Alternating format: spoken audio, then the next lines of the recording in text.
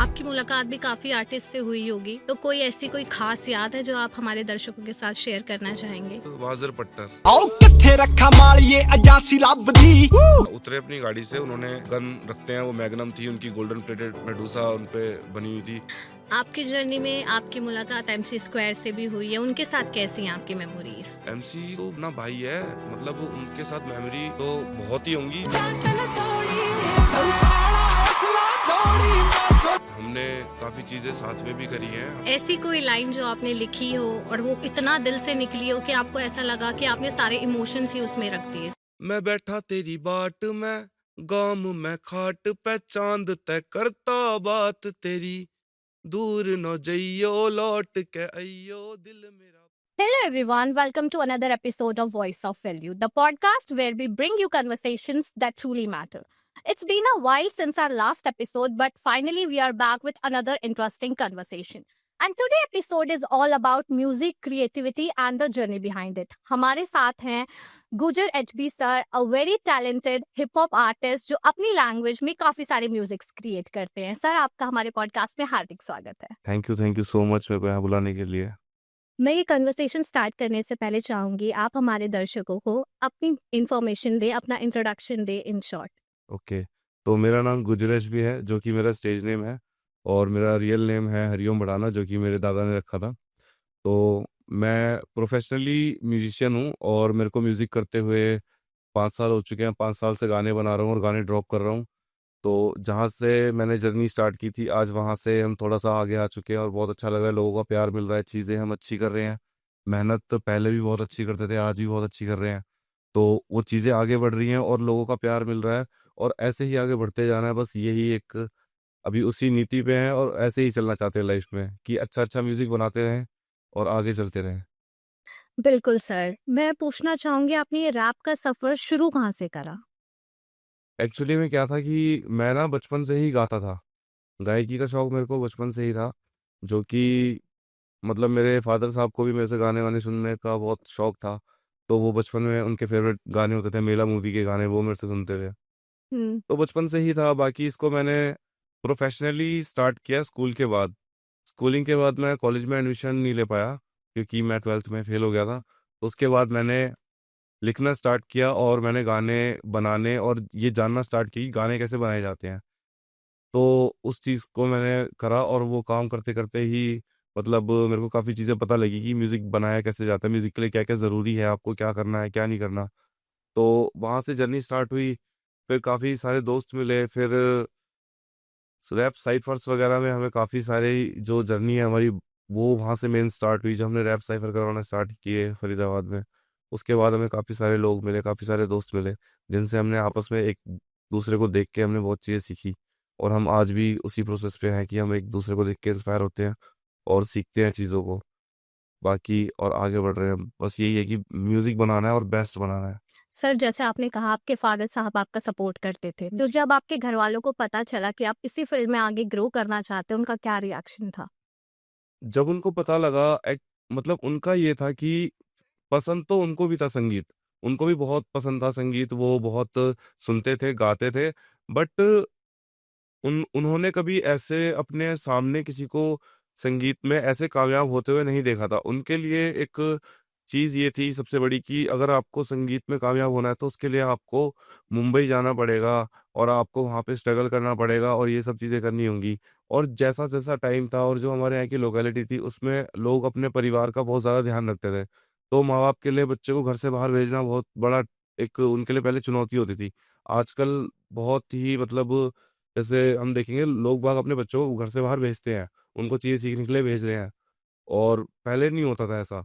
तो उस दौर से उनको कभी ऐसा नहीं आया कि यार हमारा बच्चा इस चीज़ में कभी निकल सकता है, और उन्हें ये भी नहीं पता था कि कल्चर इतना बदल जाएगा, कि हम जिस एग्जैक्टली। शहर में रहते हैं, वो इतना फास्ट फॉरवर्ड हो जाएगा कि वहाँ पे एक फ़ोन पे सब कुछ अवेलेबल हो जाएगा। जहाँ पे लोग दूर-दूर साइकिलों पे जाते थे, वहाँ पे आज फ़ोन पे बंदा बैठा-बैठा कुछ भी कर सकता है। तो वो आज चीज़ आ गई है, तो अब तो उनको अच्छे से समझ आता है कि हाँ, इसमें फ्यूचर है और चीज़ें हैं। बाकी बात करूँ मैं 5 साल पहले की, तो उनको लगता था कि नहीं, ये इसका गलत डिसीज़न है, ये कोई तो आपको काम-धंधा। कन्विंस करा उन्होंने हाँ, कि ये छोड़ उन्होंने दो? काफ़ी कन्विंस करा कि ये तू म्यूज़िक जो है तेरा, यू शौक के लिए अपना इसको कर, बाकी तू एज अ हॉबी। हाँ एज ए हॉबी कर इसको, तू प्रोफेशनली तू कुछ और काम कर, कोई अपना घर चला, कुछ पैसे कमा, ये सब चीजें कर। बट मैंने भी करी, मैंने भी ट्राई किया कि मैं काम करूं, मैं कुछ और चीजें करूं, बट क्या होता था कि ना वहाँ जहाँ भी मैं काम करता था वहां ना मेरे को मन मार के काम करना पड़ता था, कि मैं चाहता तो कुछ और हूँ पर मैं कर कुछ और रहा हूँ। तो फिर मैं उस टाइम पर ना मतलब भगवान से मैं सिर्फ यही विनती करता था कि यार, कि भगवान मेरी इस मेहनत को इतना आप बस दे दो कि मैं ना अपने इस काम को सकुशल कर सकूं, मैं इससे थोड़ा सा कमा भी सकूं और अपने आप को कंफर्टेबल रख सकूं इस चीज़ को करने के लिए, और मैं दुनिया की नज़रों में टारगेट ना हूं उस चीज़ के लिए कि मैं बर्बाद हो रहा हूं इस चीज़ में एग्जैक्ट। या मैं कुछ नहीं कर रहा हूं। जो मेरे स्किल्स हैं वो तो मैं ही जानता हूँ, म्यूजिशियंस के स्किल्स सिर्फ म्यूजिशियन ही जान रहा होता है ना, वो किसी को समझा नहीं सकता, और जो होते हैं वो समझ जाते हैं कि अगर मैंने कोई चीज़ करी, अगर 1 2 3 4 के अंदर मैंने कुछ वेरिएशन डाली है, तो वो वेरिएशन म्यूजिशियन जो होगा वो पकड़ जाएगा इसने वेरिएशन कहाँ डाल दी, इस बात को बोलते बोलते में। हम्म। तो ये चीज़ें होती हैं। तो आपके लिए आपका सबसे बड़ा चैलेंज क्या रहा था आपकी जर्नी में अभी तक जो है? सबसे बड़ा चैलेंज ही मेरे को अभी तक ये रहा है कि मैं नॉर्मल ह्यूमन से एक आर्टिस्ट फील कर सकूं अपने आप को, और अपने इन्वायरमेंट में वो मैं चीज़ ढाल सकूं कि लोग मेरे को उस नज़रिए से देखें कि मैं वेला इंसान नहीं हूँ, मैं आर्टिस्ट हूँ। मेरा काम ऐसा है कि जो कभी भी बंद नहीं होता, मेरी आंखों के साथ मेरी दुकान का शटर खुलता है, और जब रात को थक हार के 3 4 बजे जब आंखें बंद होती है तब ये शटर बंद होता है। तो बहुत ही ज़्यादा हम मेहनत करते हैं, बहुत ज़्यादा हम काम करते हैं। गाने बनाना मतलब आप प्रैक्टिकली चीज़ें सीख सकते हो, बट बिल्कुल इमोशनली आपको अगर कोई चीज़ बनानी है तो उसके लिए आपको पूरे इमोशंस के साथ उसमें ढलना पड़ेगा। बिल्कुल बिल्कुल। तो वो चीज़ें जो हैं वो चीज़ एक आर्टिस्ट फेस करता है हर मोमेंट पे, कि ना लोगों को वो समझा नहीं पाता कि वो क्या कर रहा है, वो कितनी मेहनत कर रहा है, और वो दिखती भी नहीं है, वो दिखती कब है, जब उसका नाम बड़ा हो जाता है। बिल्कुल आपने सही और जब कहा। उसका नाम बड़ा हो जाता है तो वो ये देखता है कि जब मेरा नाम नहीं था तब मेरे को किसी ने सपोर्ट नहीं किया, तब वो बड़ा होकर सबको भूल जाता है, बिल्कुल क्योंकि फिर उसने भी आगे चीजें देखनी है, उसको उन्हीं लोगों को थोड़ी हमेशा देख के रखना है। उसने भी तो दुनिया में निकलना है, उसके अरमान है, उसके सपने हैं, वो उड़ना चाहता है, वो जाना चाहता है आगे। तो वही है कि हर किसी की लाइफ में इतनी फ्रीडम आ जाए अपनी चीजों को लेके कि वो आराम से उसको कर सके और अपने मन का जी सके। बिल्कुल आपने बहुत डीप बात बोली। ऐसी कोई लाइन जो आपने लिखी हो और वो इतना दिल से निकली हो कि आपको ऐसा लगा कि आपने सारे इमोशंस ही उसमें रख दिए, जो आज आप हमारे साथ शेयर भी करना चाहें, ऐसा कुछ? अच्छा, ऐसा अभी एक रिसेंटली मेरा गाना आया दूर न जइयो री। हम्म। अब तक मैंने बहुत मतलब गाने लिखे हैं, मैंने बहुत चीजें करी हैं, बट एक इस गाने में एक लाइन है उसमें, मतलब जो 4 बातें बोली है तो उसमें ना एक इमेजिन मतलब कर सकता है बंदा हम्म। कि पूरी फिल्म दिखा दी उसमें, कि मैं उसमें बोल रहा हूँ, मैं बैठा तेरी बाट में, गाम में खाट पे चांद तय करता बात तेरी, दूर न जइयो लौट के अइयो, दिल मेरा फिर ते दुखाइयो री। तो ये मेरा सबसे फेवरेट अभी बना हुआ बहुत है, जो बहुत अच्छा बोला मेरे दिल आपने। को भी छूता है, कि मैं किसी पर्सन को या किसी थिंग को मैं ये कह रहा हूँ कि तू दूर मत जियो, तू फिर हम्म। से जियो, तू मेरा दिल फिर से दुखाइयो, हम्म। कि मेरे में आज भी पोटेंशियल है, मैं अपना दिल फिर से दुखवा सकता हूँ, मैं ऐसा हूँ। बिल्कुल। तो मेरे को कोई प्रॉब्लम नहीं है, बस ठीक है जो भी है। तो ये मेरे को बहुत अच्छा लगा, और जो वो चांद खाट गांव वाली बात थी, तो उसमें एक पूरी इमेज क्रिएट हो रही है कि सामने की कोई बंदा बैठा हुआ है गांव में खेतों के बीच में खाट पे, और वो आधी रात को चांद देख रहा है, और नीचे फसल है, वो चांद देख रहा है, और वो किसी को याद कर रहा है। बहुत डीप तो बहुत। वो एक पूरा मतलब ना पोस्टर बना देना, वो एक ये मेरे को कुछ लगा कि हाँ ये मैंने कुछ करा है। ऐसा कहा भी जाता है जो मोस्टली आर्टिस्ट होते हैं उनका दिल टूटा होता है, क्या इस बात में सच्चाई है कि वो हाँ किसी मतलब को याद दिल करके का रखते हैं?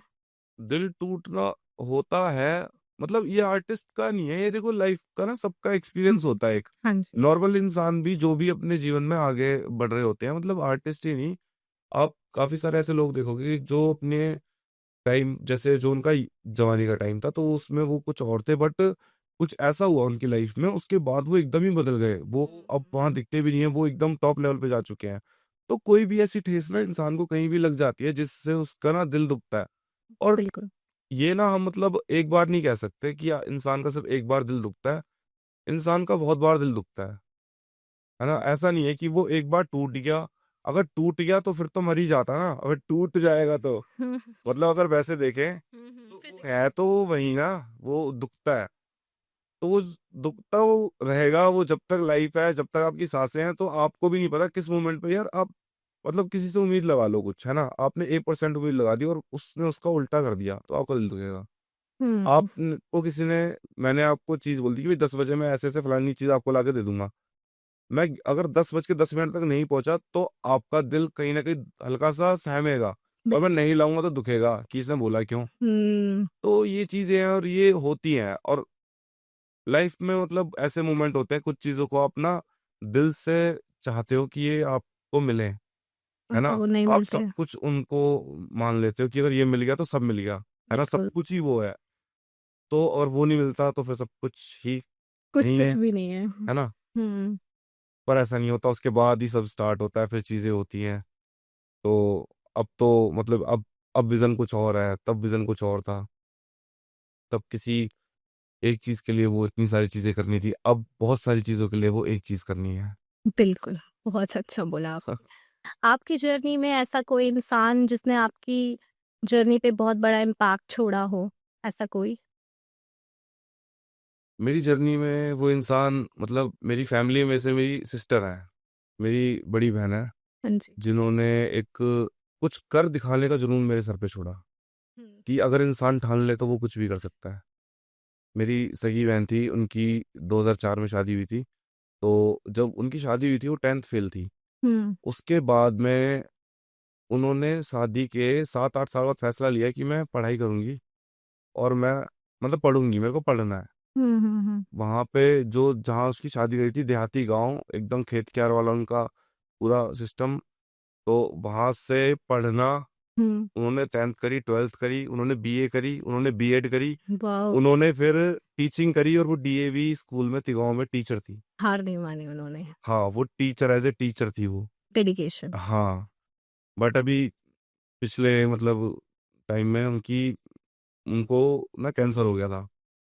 सॉरी। तो वो उन्होंने सरवाइव किया जितना वो कर सकती थी। बहुत ब्रेव थी, बहुत हंसमुख, एकदम बहुत अच्छी थी। मतलब छोटी सी उम्र में उन्होंने बहुत सारा प्यार कमाया और अचीव किया, अपनी चीज़ों को पाया, जो उनका एम था उन्होंने वो क्लियर किया। उन्होंने इतनी बड़ी चीज़ कर दी कि जिस गांव में से मतलब जहाँ पे गांव में मतलब बेटियों को भी पढ़ने पहले बहुत कम अब भेजते हैं, पहले बहुत कम भेजा जाता था।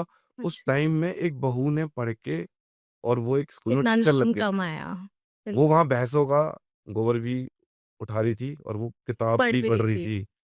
उसने ये नहीं किया कि वो सिर्फ यही करना है तो वो छोड़ दिया। उसने वो भी करा, उसने वो भी करा, उसने दोनों चीजें करी और जो मेंटेन करी, आज उसको पूरा परिवार याद करता है। एक इंस्पिरेशन है। तो सबसे बिल्कुल। बड़ी इंस्पिरेशन मेरी लाइफ में, उससे बड़ा कुछ भी नहीं है मेरे सामने। कि यही एक लाइफ, मैंने पूरी जर्नी देख ली है एक इंसान की इतने करीब से। बाकी बहुत चीजें हैं, बहुत सारे लोग हैं, बहुत सारे आर्टिस्ट हैं जिनसे हम इंस्पायर्ड हैं। बट आपका एक पर्सनल एक्सपीरियंस जिसको आपने फील किया हो बहुत नजदीक से, एक वो एक्सपीरियंस अगर आपकी लाइफ में ऐसा है तो उससे बड़ा मेरे को नहीं लगता कुछ होगा। बिल्कुल तो आपने सबसे बिल्कुल सही बड़ा कहा। मतलब मेरे लिए मोटिवेशन, सब इंस्पिरेशन इंस्पिरेशन, सब है। सब मेरी बहन थी मेरे लिए, सब कुछ। बिल्कुल बिल्कुल, आपने जैसा भी पर्सनल लेवल पे बताया, प्रोफेशनल लेवल पे है ऐसा कोई प्रोफेशनल लेवल पे काफी आर्टिस्ट हैं। जो आपके कोई हाँ। क्लोज हो? बाकी सबसे बड़ी जो एक एनर्जी जिसको मैं मानता हूँ वो सिद्धू मूसेवाला। उन बिल्कुल। उनसे उनसे मैं बहुत ज्यादा मतलब इंस्पायर हूँ। मतलब इंस्पायर भी वर्ड मेरे को ऐसा लगेगा कि मैं उनके लिए नहीं बोलूंगा। मतलब मैं उनको बहुत, एक होता है ना कि आप किसी इंसान से बिना मिले किसी इंसान को फील कर जाते हो। बिल्कुल सही। वो इंसान थे जिनको जब उनको मैंने पहली बार सुना, उस टाइम पर मैं ये सोच रहा था कि मैं तो हूं ही नहीं कहीं पे। मेरी तो बातें, मैंने बोहिमिया बाजी को सुना, मैंने हनी सिंह भाई के गाने सुने, मैंने वर्षा भाई के गाने, रफ्तार भाई का भाई, इन सबके गाने सुने। और भी बॉलीवुड के जितने, अरिजीत सिंह को मैंने बहुत सुना। तो जितने सारे आर्टिस्ट थे उनके गाने सुने। बट मैं कहीं ना एक एक होता है, रिलेट नहीं कर पा रहा था अपने आप को कहीं पे हम्म। कि मैं कहाँ पे हूँ, मैं कहीं पे नहीं हूँ। और जब मैंने पहली बार सिद्धू बाजी को सुना, पहले गाने से 2017 में पहली बार सुना मैंने उन्हें, और मेरे को ये लगा कि मैं यहाँ पे हूँ। उस इंसान ने मेरे को वो आग दी बनने की। उस टाइम पर मैं मतलब इतने बड़े कंफ्यूजन में था कि मेरे को म्यूजिक करना है या मैं कुछ और काम धंधा कर लूं। फिर सिद्धू बाजी को सुन के मैं इतना इंस्पायर हुआ कि मैंने म्यूजिक को ही चुना कि बस ये आग आ चुकी है और ये नहीं थमेगी, कर सकते हैं हम, देसी बंदे कर सकते हैं, कर सकते हैं, घुमा सकते हैं गेम। फिर उसके बाद काफ़ी चीज़ें हुई, फिर उसके बाद मतलब आज भाई अच्छी जगह पे है। तो वही है कि टाइम आगे बढ़ता है, बहुत चीज़ें होती हैं। अभी जैसे आजकल की जो इंस्पिरेशन है, आजकल मतलब ना ऐसा कुछ एक आर्टिस्ट, मतलब नई आर्टिस्ट फॉर्म को इतना ज़्यादा ना सपोर्ट करा नहीं जा रहा, है ना? बिल्कुल सही कहा आपने। इतने क्रेजी क्रेजी आर्टिस्ट हैं अंडरग्राउंड लेवल पे, इतने अंडररेटेड आर्टिस्ट हैं, मैं कह रहा हूँ कि बॉलीवुड में ना हॉलीवुड में, मतलब कहाँ कहीं भी नहीं है, मेन स्ट्रीम में भी कहीं नहीं है भाई, कोई आर्टिस्ट ही नहीं है उनके जैसा। हुँ, वो इतने टॉप नॉच आर्टिस्ट हैं, बट उनको वो तवज्जो ही नहीं मिल रही, वैल्यू वो नहीं मिल रही है। उनको वैल्यू नहीं मिल रही। मेरे थोड़े से वर्ड थोड़े उर्दू में चले जाते हैं, मैं थोड़ा शायरी वायरी का भी पढ़ लेता हूँ, तो मैं पॉडकास्ट कैमरे के सामने थोड़ा सा वैसा हो जाता हूँ। तो उनको वो वैल्यू नहीं मिल पा रही है, वो चीज़ें नहीं हो पा रही, क्योंकि क्या है कि अब जो बड़े लेवल पे बैठे हैं ना, वो उस चीज़ के लिए कुछ कर ही नहीं रहे, हाँ है जी। ना? उन्होंने म्यूज़िक से सब कुछ कर लिया, उन्होंने बना लिया, कमा लिया, बट वो उस चीज़ के लिए कुछ कर नहीं रहे। वो आके यहाँ पे कोई ऐसा स्पॉट नहीं खोल रहे, जहाँ पे जो नए म्यूज़िशियंस हैं, वो अपना म्यूज़िक रिकॉर्ड कर सकें। हर हुँ, म्यूज़िशियन के सामने सबसे पहला टास्क तो ये आता है कि अगर उसे अच्छी रिकॉर्डिंग करनी है, तो उसको पैसे चाहिए। हाँ जी, बिल्कुल। उसकी जेब में 4-5 हज़ार रुपए होने चाहिए, तब तो वो रिकॉर्ड करेगा, म्यूज़िक तो छोड़ ही दो। हुँ, तो ये चीज़ें खत्म करनी थी ना, इन्होंने बस करा अपने आप को, मतलब रखा, और आज भी यही हो रहा है, मार्केटिंग ऐसी है। तो बस वो चीज़ें बदलनी चाहिए थोड़ी-सी ना, कि आप यार इतना कर रहे हो, आप करोड़ों अरबों में कमा रहे हो, तो आप थोड़ा इन्वेस्ट यार यहाँ भी तो कर सकते हो। आप अंडरग्राउंड जो आपको सुनते हैं यार, जिनसे आप कमा रहे हो यार, उन बच्चों के आप आपको इतना मानते हैं, वो आप उनके लिए कुछ करो तो सही यार। आप यहाँ से उठे हो, आपने देखी है कि तंगी, आपने इन्हीं गलियों से सीखा है, तो आपको पता है ना उन गलियों की दिक्कत, निकालो ना अपने भाइयों को, बिल चीज़ें करो अच्छी। तो ये मेरे को लगता है कि ये चीज़ें होनी चाहिए। बिल्कुल सही कहा आपने। आपकी मुलाकात भी काफ़ी आर्टिस्ट से हुई होगी, तो कोई ऐसी कोई ख़ास याद है जो आप हमारे दर्शकों के साथ शेयर करना चाहेंगे? किसी के साथ की?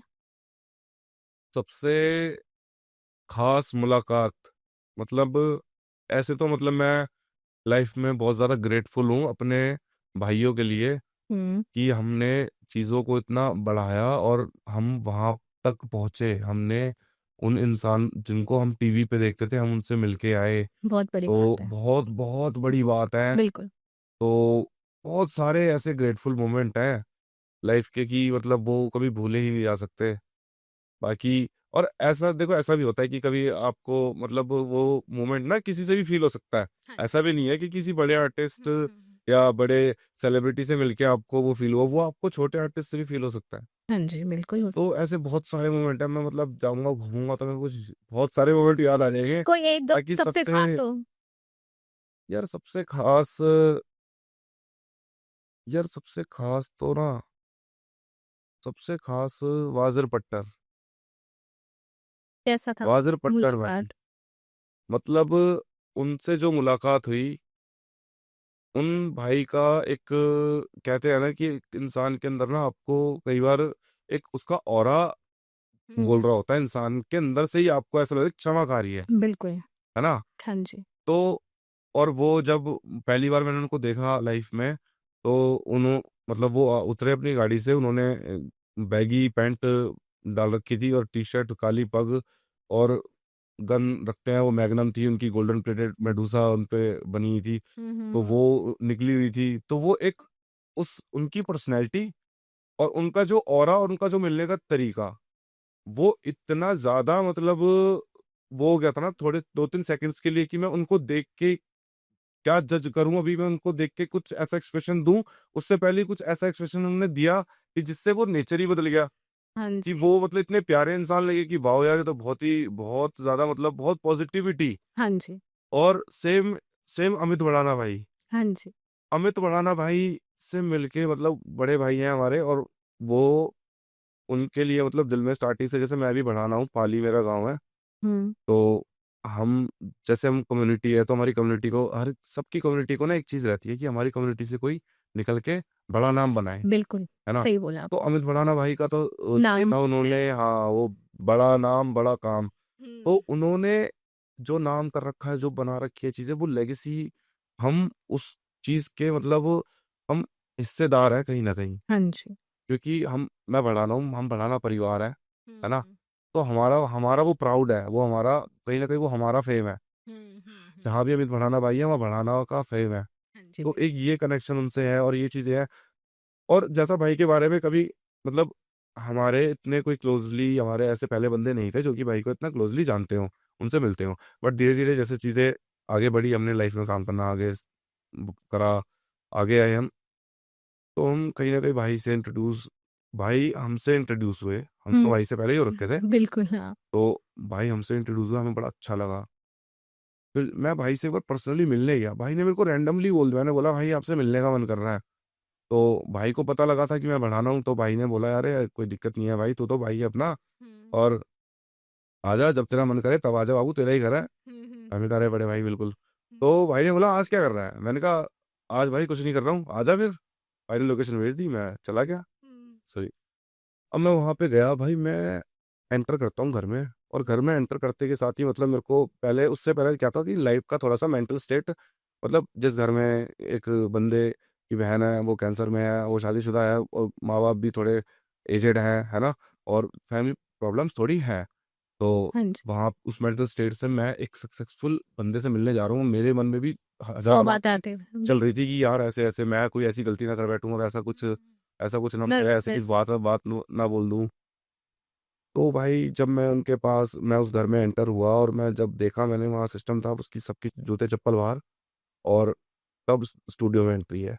हाँ और जी। स्टूडियो था, पूरा घर था बड़ा बढ़िया, बड़े बड़े कमरों वाला। हम्म। तो उसमें एंटर होते के साथ ही एक इतनी पॉजिटिविटी आई, और जैसे ही मैं अंदर एंटर हुआ हूं, तो ऐसा लग रहा है मैं मंदिर में आ चुका हूँ। वाह।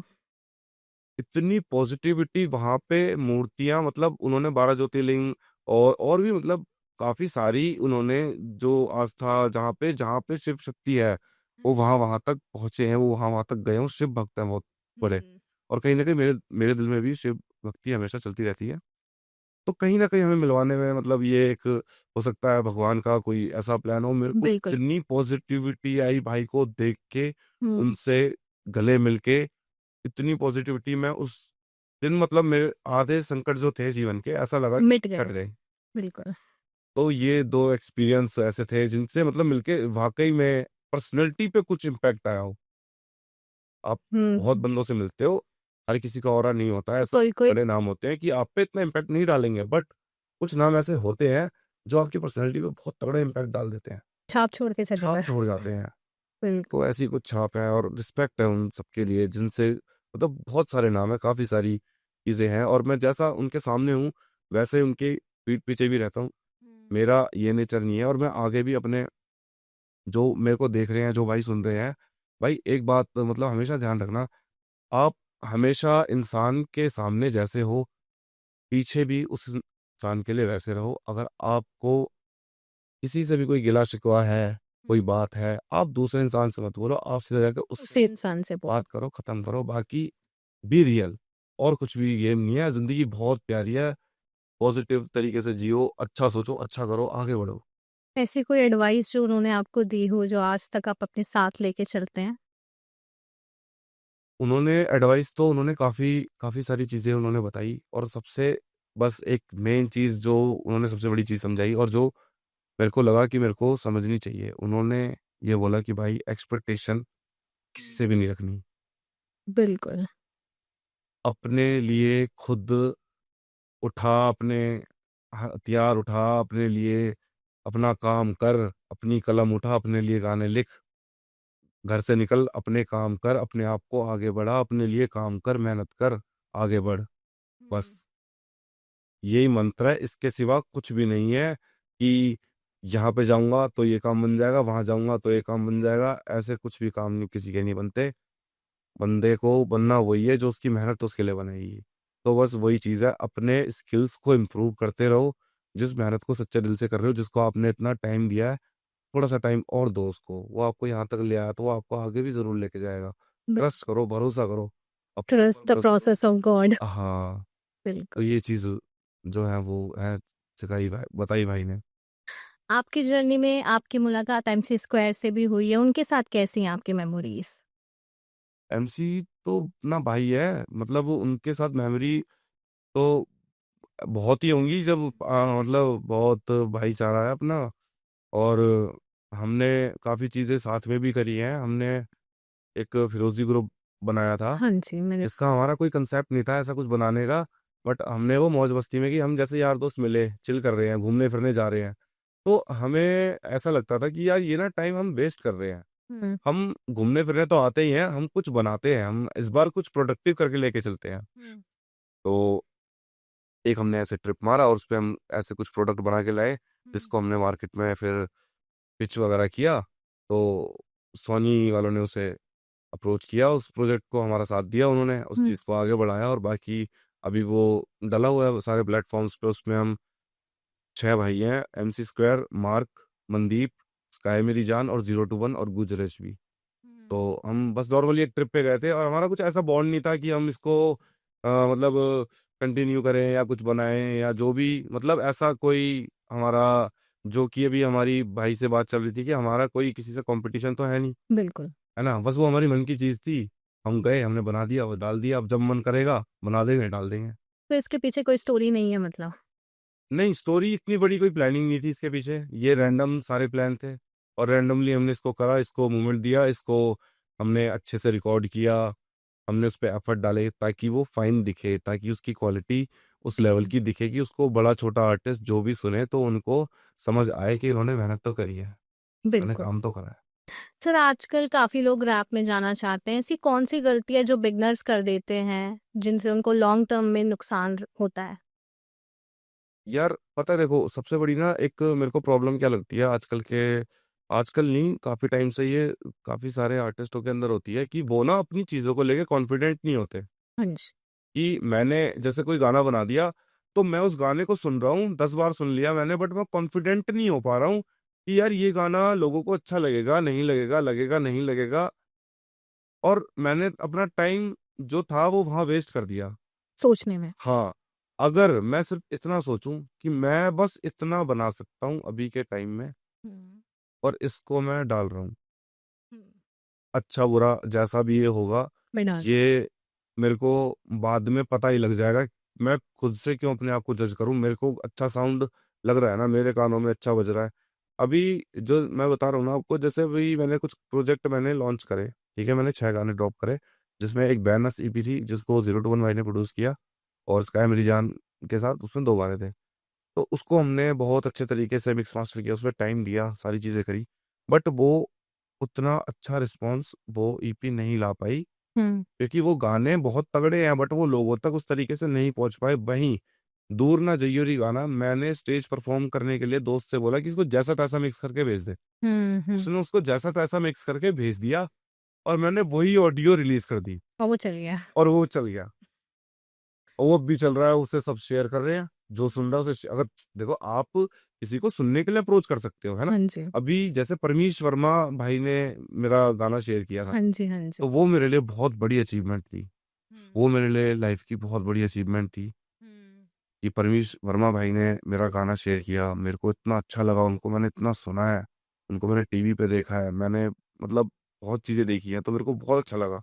तो वो वहाँ से मेरे को एक चीज़ और समझ आई कि भाई ने भी सुना, भाई को भी तो अच्छा लगा होगा ना, बिल्कुल। तभी तो शेयर किया ना हाँ उन्होंने। जी, हाँ जी।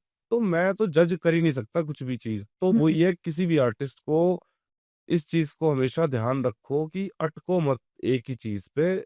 जो प्रोडक्ट बना रहे हो, उसको सेम एनर्जी में रिलीज़ कर दो। ओवरथिंकिंग मत हाँ, करो। ओवरथिंकिंग बिल्कुल मत करो। आप लाइफ़ में क्या करोगे, क्या नहीं करोगे? अरे, आप आज आगे तो एक सीढ़ी तो चढ़ो, फिर हुँ, दूसरी भी चढ़ोगे, तीसरी भी चढ़ोगे, गिरोगे, उठोगे, चलोगे, भागोगे, सारी चीज़ होंगी। सच्चे दिल से मेहनत करोगे तो क्यों नहीं होता? सब होता है, सब मिलता है। सब मिलता है। आप जैसे आपने बताया आप हरियाणवी में ही गाते हो। इन फ्यूचर आपने स्विच करने का सोचा है किसी और लैंग्वेज में? हाँ, जैसे मतलब क्या है ना, मैं हरियाणवी में भी जैसे गाता हूँ, मैं अपनी जो हमारी मदर लैंग्वेज है गुजरी, हाँ मैं जी। गुजरी में भी गाता हूँ। हुँ, तो दूर ना जियो वाला गाना है जो, उसमें मैंने गुजरी लैंग्वेज का ही मैंने ज़्यादा यूज़ यूज़ किया है। करना है। और जो मैं अब अपकमिंग में गाने ला रहा हूँ कुछ, उनमें भी मेरा जो इतना जैसे मतलब लोग बोलते हैं ना कि यार आपको करते-करते इतना टाइम हो गया, बट आपने अभी तक इतने गाने क्यों नहीं निकाले और आप तो ऐसे आर्टिस्ट हो कि आप तो बैठे-बैठे गाने बना देते हो। हुँ, तो मेरा मेन मतलब उनको यही था कि मैं ना कुछ समथिंग डिफरेंट लाना चाहता हूँ। मैं हुँ, कुछ क्रिएट कर रहा हूँ। उस हुँ। क्रिएशन में टाइम लगता है, उस क्रिएटिविटी में फिर टाइम टाइम लगता है। लगता है, बिल्कुल। तो अभी जो मतलब मैं गुजरी लैंग्वेज को जो मैं फिट करने वाला हूँ ना म्यूज़िक के साथ, जो मैं स्विचेस देने वाला हूँ, मैं हुँ, उसको आरएनबी, मैं उसको पॉप, जैज़ मतलब उस जितने जॉनर है ना, मैं सब पे फिट बैठा दूँगा गुजरी लैंग्वेज को। बहुत। ये करना है मेरे को और मेरे को ऐसा कोई मेरा बैरियर नहीं है कि मेरे को सिर्फ़ मैं गुजरी में करूँगा, ऐसा कुछ भी नहीं है। मतलब मैं पंजाबी भी गाता हूँ, मेरे को हुँ, बहुत अच्छा लगता है पंजाबी गाना, बहुत अच्छा लगता है। मैं पंजाबी गाता हूँ, मैं हिंदी में गाता हूँ, मेरे को वो भी बहुत अच्छे लगते हैं हिंदी में गाने। तो वही चीज़ है कि बैरियर कुछ भी नहीं है, मैं कर सकता हूँ, मैं भोजपुरी में भी कर सकता हूँ। अभी जब मैं सैलून में बैठा हुआ था, तो मैंने वहाँ पे भोजपुरी चैनल लगा दिया, मैं वहाँ वाइब कर रहा हूँ, भोजपुरी गाने सुन रहा हूँ, तो मेरे को देख रहे हैं कि भाई ये तो म्यूज़िक प्यार है मेरा, मैं म्यूज़िक करूँगा। मैं कहा हाँ, इंटरेस्टिंग। मैं इंग्लिश में भी कर सकता हूँ, मैं किसी भी आर्टिस्ट को अप्रोच कर सकता हूँ, कोई बड़ी बात नहीं है। गुजरी में मतलब मलयालम गुजरी गाने में मलयालम वर्स कोई मार रहा है या उत्तराखंड लैंग्वेज में कोई वर्स मार रहा है, देसी पौड़ी साइड की कोई लैंग्वेज बोल रहा है ना? वाह! तो क्योंकि मेरा बहुत सर्कल मेरे बहुत सारे दोस्त हैं, तो वही चीज़ें हैं कि मतलब अपना ये ओपन है कि हमें ना बस अपने-अपने कल्चर को बढ़ावा देना है। अब जैसे हिमाचल में एक भाई हैं हमारे सिराजी भाई, हाँ अभी जी। उनका गाना आया है दिल्ली से मनाली, हुँ, हुँ, हुँ। बहुत वायरल ट्रैक चल रहा है, बादशाह ने उसमें रैप किया है, तो वो मेरे बहुत अजीज़ भाई मतलब वो बहुत रिस्पेक्ट मैं उनकी करता हूँ भाई की और वो भी मेरी रिस्पेक्ट करते हैं भाई। उन्होंने मेरे को बहुत अभी कॉल किया, बहुत हमारी बात हुई, 1 डेढ़ घंटे बात हुई, तो उन्होंने काफ़ी चीज़ें मेरे को बोली। तो वो भी यही कह रहे थे कि भाई आपका जो ये गाना है थाने में, वो गाना बहुत अच्छा है। आप उसको करो, आप क्यों नहीं कर रहे हो कुछ? मैंने कहा भाई मैं उसको रिलीज़ ही तो कर सकता हूँ, हुँ, गाना डाल हुँ। सकता हूँ, बाकी तो मैंने कहा देखते हैं जो होता है। बाकी तो ये है मेरा उन जैसे वो अपने कल्चर को रिप्रेज़ेंट करते हैं, तो मेरा क्या है कि मैं कुछ अपने कल्चर का लेके, कुछ उनके कल्चर का लेके हम कुछ ऐसा मिक्स बनाएँ, मैच। जिनसे क्या हो, जिनसे जिनका होना एक इम्पैक्ट क्या पड़ना चाहिए कि हम शहर में जैसे नोएडा शहर है, हाँ जी, फरीदाबाद शहर है। हाँ जी। अब यहाँ पे काफ़ी सारी कम्युनिटी रहती है। हुँ। तो सबके बॉन्ड अच्छे हों। ऐसा कुछ भी ना हो कि किसी एक का सब कुछ है, सबका सब कुछ है, सबके लिए सब कुछ है ना? What a thought! वॉव! तो या ये चीज़ें हों कि ये सभी का है, ये हुँ, भारत देश, ये धरती सभी की है, इंसान हैं सब यार अपना हँसी-खुशी रहो, मस्त रहो, एक-दूसरे की ताकत बनो, एक-दूसरे को सपोर्ट करो, प्यार करो, आगे बढ़ो और वो चीज़ें करो जिनसे देश का नाम रोशन हो। मतलब काफ़ी ऐसी भी चीज़ें होती हैं देखो गलत सोशल मीडिया पे अभी आप टाइम देखोगे मतलब ना आजकल के टाइम में ज़्यादातर कैसी चीज़ें कितना क्रिंज कंटेंट चल रहा है कि लोग ना मतलब गालियाँ दे रहे हैं, हुँ। एक-दूसरे को उल्टा-सीधा बोल रहे हैं, भई तूने ऐसे कह दिया, तूने वैसे कह दिया, तेरा ये कर देंगे, तेरा वो कर देंगे। अरे भाई यार ये तुम क्या कर रहे हो? भाई ये तुम क्या कर रहे हो? तुम उनको भी तो देखो जो वहाँ पे मैथ के बारे में कुछ बता रहे हैं, जो साइंस के बारे में कुछ बता रहे हैं, जो हिस्ट्री के बारे में कुछ बता रहे हैं, जो अपने अपने कल्चर के कल्चर बारे के बारे में बता रहे हैं, अपने भगवानों के बारे में कुछ बता रहे हैं। इतना सारा हमारा इतना प्योर इतिहास, इतना सब कुछ पड़ा है और आप सिर्फ़ मतलब गाली दे के किसी को चंद फॉलोवर बढ़ा रहे हो। फिर हुँ, आप एप्लीकेशन वालों से पैसे ले रहे हो प्रमोशन करने के, आप जुआ प्रमोट कर रहे हो, जुआ खिला रहे हो। तो भाई ये सब चीज़ें बहुत गलत हैं। ये बिल्कुल। बिल्कुल नहीं होनी चाहिए। आप जनरेशन खराब कर रहे हो क्लियर। आपको कोई अधिकार नहीं है जनरेशन खराब करने का और मैं ये नहीं कहता कि आप ही हो, उसमें और भी काफ़ी सारी चीज़ें सरगना बहुत बड़ा है। हुँ। जुआ माफ़िया बहुत बड़ा बिल्कुल, है ना? सही कहा। तो ये इनके भी वो नहीं है बट इन चीज़ों को जहाँ तक हम कंट्रोल कर सकें, जहाँ तक हमारे हाथ-पैर जा सके, करना वहाँ चाहिए, तक हम करें। बिल्कुल। आप जब म्यूज़िक बनाते हो, आपके दिमाग में पहले से कोई स्टोरी चल रही होती है या बीट सुन के वाइब आती है? ये ना कई बार ऐसा होता है कि जैसे ना अब हम कोई भी गाना बनाने बैठे हैं या तो कभी ऐसा होता है कि दिमाग में कोई थॉट आया, हुँ। है ना? वो 2 लाइनें आई तो फटाफट से वो 2 लाइनें लिख ली। लिख ली। अब क्या होता है कि वो 2 लाइनें लेके मैं जाऊँगा प्रोड्यूसर के पास, कि यार ये मैंने ना कुछ राइट करा है, ये मैंने कुछ बनाया है तो इसके ऊपर तो कुछ मेलोडी बना, तो हम इसको कुछ कंप्लीट करते हैं। फिर मैं वो 2 लाइनें वहाँ पे गाऊँगा तो वो उनके साथ कुछ बीट पैटर्न बनाएँगे, वो मैच होगा हमारा। तो उसके बाद में फिर मैं उनको आगे कंप्लीट करूँगा। उसपे और 2-4 लाइनें जोड़ूँगा, उसको और कंप्लीट करूँगा, फिर मैं उसको पूरा एक गाना बना दूँगा। एक प्रोसेस ये होता है।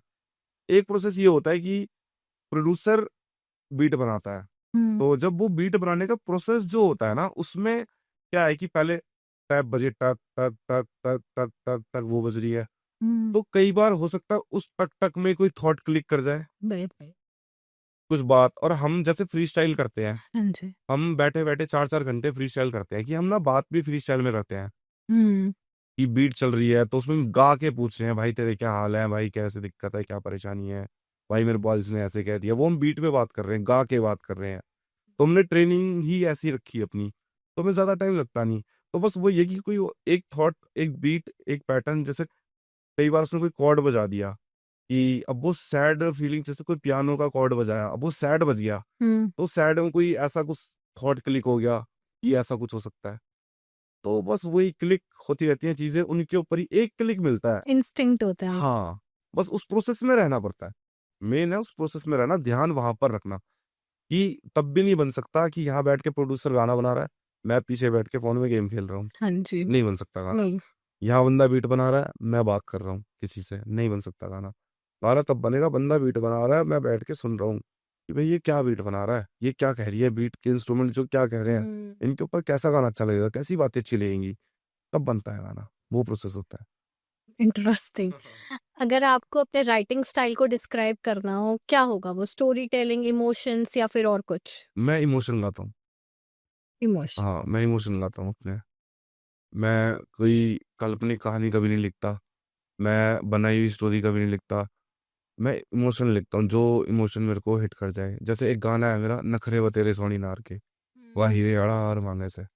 तो एक ऐसा इमोशन मेरे को हिट किया था लाइफ में कि वहां मेरे को फील हुआ कि मेरे को पैसों की जरूरत है, मेरे को पैसे कमाने पड़ेंगे। तो मैं पैसे तो अभी नहीं कमा सकता, मैं क्या कर सकता हूँ, गाना बना सकता हूँ। तो मैं गाना बनाता हूँ, मैं गाना लिखता हूँ कि नखरे व तेरे सोनी नार के, वाह हीरे अड़ा हार मांगे से। वाओ। तो वो इमोशन एक्सप्रेस कर रहा हूँ। ओके, तो इमोशंस के हाँ, ऊपर लिखते एक गाना था मेरा, आ जावे मुड़ के, उसमें एक लाइन थी, जे एक बारी टूट जावे सा, फिर भी छोड़े मिल देना। ये पंजाबी में मैंने किया था अपना गाना। हैं। तो उसका मतलब ये है कि एक बार सांस टूट जाती है तो फिर विछोड़े नहीं मिलते, एक बार फूल टूट जाते हैं तो वो दोबारा नहीं उगते, वो फूल दोबारा नहीं उगेगा, नया फूल उग जाएगा, वो नहीं उगेगा। कितनी कोशिश कर लो, पानी डाल के उसको जिंदा रख सकते हो 2-4 दिन, जैसे वेंटिलेटर पे इंसान रहता है, बिल्कुल बिल्कुल। बट वो दोबारा नहीं हो सकता। तो कुछ ऐसी बातें भी मैं बोल जाता हूँ कि किसी की मेरे को बात नहीं हर्ट हो गई कि यार, अगर मैं उसको ये बोल रहा हूँ कि यार तूने इतना हर्ट मेरे को कर दिया, बट अगर कल को मैं नहीं रहा, हम्म। तो क्या वो तेरी जिस ईगो के लिए तूने मेरे को हर्ट किया, क्या वो सेटिस्फाई तेरे को कर देगी? तो बहुत हाँ, मतलब deep। डीप, गहराई में है। आपको क्या लगता है अभी इंडियन हिप हॉप किस डायरेक्शन में ग्रो कर रहा है? अभी इंडियन हिप हॉप ना बहुत अच्छी डायरेक्शन में ग्रो कर रहा है। मतलब इतने सारे आर्टिस्ट आ चुके हैं ना आज की डेट में, इतने क्रेजी क्रेजी रैपर, इतने क्रेजी क्रेजी बंदे आ चुके हैं कि मतलब मैं खुद अभी 2-4 इवेंट मैंने अटेंड किए, ठीक है। एक था स्पिड डोप, और एक था, मतलब वो क्या था, वो हाँ एक था, हमारा एक भाई है हमारे, उनका ग्रुप था आइकॉनिक करके, है ना। उन्होंने एक आइकॉनिक ग्रुप बनाया जिसमें एस लेखक, परदेसिया और हाम, और मायरा अरोड़ा जो है वो उनकी मैनेजमेंट संभाल रही है, मतलब उस टीम को संभाल रही है। इन 4 बंदों ने मिलकर एक ग्रुप बनाया, तो उसमें मैंने एक्सप्लोर किया थोड़ा सा, मैंने आर्टिस्ट सुने। तो सच में भाई, मतलब 18-18, 20-20 साल के लड़के, यहाँ तक कि एक 14 साल का लड़का, स्पिड डोप में एक लड़का आया था, उसका नाम मैं भूल रहा हूँ शायद, यार नाम मेरे को उस भाई का याद रखना था। तो स्पिड डोप भी बहुत क्रेजी जर्नी थी, वहां पे मेरे को एक 14 साल का लड़का मैंने देखा उसको परफॉर्म करते हुए। इतना क्रेजी परफॉर्म कर रहा था वो, इतना क्रेजी लिख रहा था वो, और वो गा रहा था, वो परफॉर्म कर रहा था, उसकी एनर्जी इतनी क्रेजी थी कि वो अच्छे अच्छे को हिला दे, है ना। और भी लड़के थे, पूरब पश्चिम एक डुओ था वहां पे, उन्होंने इतना क्रेजी परफॉर्म किया कि अगर सच में वहां बंदे ज्यादा होते, और अगर हम हल्की दुल्की जगह पे होते ना, तो वो टूट के नीचे गिर जाती। Oh my God। Her every one, मतलब सब कोई जंप कर रहा था, एक एक बंदा उछल रहा था, सारे बंदे एकदम पागल हो रखे थे। तो मतलब इतना क्रेजी आर्ट है, सारी चीजें हैं, बहुत चीजें अच्छी हो रही है, आर्टिस्ट ना अपनी हसल कर रहा है ना। बहुत आर्टिस्ट क्रिएट हो रहे हैं अभी, जैसे रिसेंट में भी रोमी हुड्डा का एक गाना है भाई, रोमी हुड्डा भाई का टोटल गाना है ना? वो गाना इतना फेमस हो रहा है, वो इतना गाना चल रील रहा है। पे ऑल ओवर। हाँ, तो उनका मैंने साउंड सुना, तो उन्होंने काफी अच्छा अच्छा म्यूजिक और बना रखा है ना। तो मतलब आप ना कुछ भी अपने यहाँ से मतलब आप अपनी मेहनत यहाँ कर सकते हो, आपको नहीं पता कहाँ पे क्या मेहनत चल रही है। बिल्कुल। हरियाणा के अंदर ही हम काम कर रहे हैं, हरियाणा के अंदर ही बहुत सारे बहुत आर्टिस्ट कर रहे सारा। हैं। अभी एक और आर्टिस्ट मेरे को याद आया जिसका नाम है साया। साया एक आर्टिस्ट है, उसकी मेलोडी, उसकी राइटिंग, उसकी आवाज़ इतनी प्यारी है कि मतलब उसको आप कहीं भी बजा दो, मैं कह रहा हूँ कोई एक ही बंदा होगा जो शायद ये बोल दे कि मेरे को ना समझ आया। सब इतनी प्यारी वोकल, इतना क्या गाता है वो। बट अभी क्या है कि मैंने जो पहले बात बोली थी कि जितने बड़े आर्टिस्ट हैं उन्होंने कुछ ऐसा सोर्स यहाँ छोड़ा ही नहीं, अभी कुछ ऐसा करा ही नहीं कि ये जो अंडरग्राउंड पे अच्छे जो वो ग्रो आर्टिस्ट है कर ना, पाए। वो ग्रो कर पाए। बिल्कुल।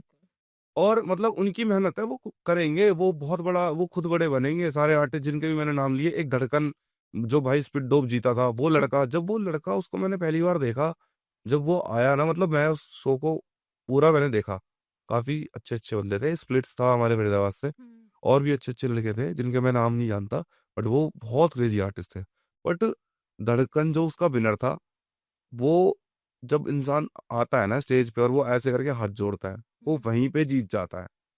आते ही वो जीत जाता है। मतलब मेरे को देखते ही ये हुआ कि भाई ये है विजेता, ये जीतेगा। हम्म। और उसने जो परफॉर्म किया, उसने एक भी गलती नहीं करी, एकदम एग्जैक्ट करेक्ट टेम्पो पे, और राइम्स, वर्ड्स, वोकल्स, है ना, और फ्लोर जो उसने पब्लिक को एंटरटेन किया, और इतना क्रेजी वो जीता। तो ऐसे ऐसे आर्टिस्ट, इतने तगड़े तगड़े आर्टिस्ट हैं, इनको बस वही है कि ये खुद से तो मेहनत कर रहे हैं, ये खुद से कुछ पाड़ लेंगे, बट आप जो बड़े बैठे हो, आपसे मेरी ये रिक्वेस्ट है कि आप बस हमारे लिए इतना कर दो कि आप ग्राउंड पे आके ना कुछ ऐसा कर दो जिनसे हम आपको ना मान जाए कि हाँ वाकई में बड़े हो, वरना तो हमने आपको देखा ही नहीं। बिल्कुल, बिल्कुल सही कहा आपने। कुछ आर्टिस्ट जो एमटीवी हसल में जाना चाहते हैं, उनको सबसे ज़्यादा क्या सीखने की ज़रूरत है? क्या एक पीस ऑफ एडवाइस आप देना चाहेंगे उन लोगों को? बस मतलब सीखना क्या है, एक तो सबसे सबसे पहली चीज है डिसिप्लिन। हुँ। किसी भी काम को करने के लिए आपको सबसे पहले ना मतलब एक डिसिप्लिन आपके अंदर पहले होना चाहिए हर चीज का, ठीक है। दूसरी चीज है आपकी मेहनत, कि आप वो मेहनत किस हिसाब से कर रहे हो, है ना। मेहनत गधा भी करता है, हुँ, मेहनत घोड़ा भी करता है ना। तो गधे और घोड़े की मेहनत में बहुत फर्क फ़र्क है, है ना। बिल्कुल। तो आप किस हिसाब की मेहनत कर रहे हो, अपने स्किल्स इंप्रूव करो, अपनी कमियों से बचो मत, अपनी जो कमियां हैं उनको फेस करो। कि मेरे को किसी ने बोला कि भाई तू ये गाना तूने बढ़िया नहीं गाया, तो अब मेरे को ये नहीं है कि मेरे को अरे यार से नहीं पता है कुछ भी यार, वो ऑफेंड नहीं होना। हाँ फिर मेरे को, यार वो मेरे को ऐसा काम करना है कि अगली बार वही बोले कि भाई तूने तो ये बहुत बढ़िया गाना गाया है। हुँ। तो अपने काम को पॉजिटिविटी के साथ, अपने स्किल्स को इम्प्रूव करो, अपना सर्कल जो तुम्हें समझते हैं, जो आर्टिस्ट तुम्हारी आर्ट को सपोर्ट करते हैं, वहां पर रहो, उनके साथ रहो। जहां पे तुम्हें नॉलेज मिल रही है वहां रहो। अदरवाइज अगर तुम अपना टाइम वेस्ट कर रहे हो गलत जगहों पे बैठ के, वो मत करो, उसकी जगह तुम आर्ट करो। हुँ। तुम्हारे स्किल्स अपने आप तुमको, हसल भी सिर्फ एक प्लेटफॉर्म है, एक प्लेटफॉर्म है ना। हाँ जी। और सबके हाथ में एक एक अलग अलग प्लेटफॉर्म है, अपना हुँ। फोन सबका प्लेटफॉर्म है बिल्कुल। आजकल। फोन से ही दुनिया बहुत चल पायलट रही हो है। रही है।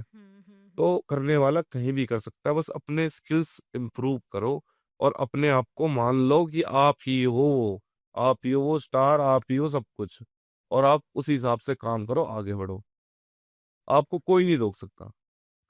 अब सर एंड करने से पहले मैं 2 छोटे से सवाल और करना चाहूँगी। बिल्कुल। पहला सवाल, बेस्ट मेमोरी आपके अभी तक के जर्नी की? बेस्ट मेमोरी मेरे अभी तक की जर्नी की, हमारा चंडीगढ़ का शो। हुँ। हमने चंडीगढ़ यूनिवर्सिटी में शो किया था, जो मैंने बताया था, फिरोजी ग्रुप था हमारा। हाँ जी। तो हमने वो जो शो था ना हमारा, वो इतनी प्यारी मेमोरी है ना लाइफ की, कि मैं लाइफ में करूंगा, मतलब और भी चीजें होंगी या उससे पहले भी हुई हूँ, बट वो जो मोमेंट था इतना क्रेजी था, वहां पे बहुत ब्लेस्ड फील हो रहा था, बहुत ब्लेस्ड हुँ। फील हो रहा था। हम जितने भी भाई थे साथ में, कि बहुत प्यारा, मतलब वो सबसे प्यारा मोमेंट था लाइफ का।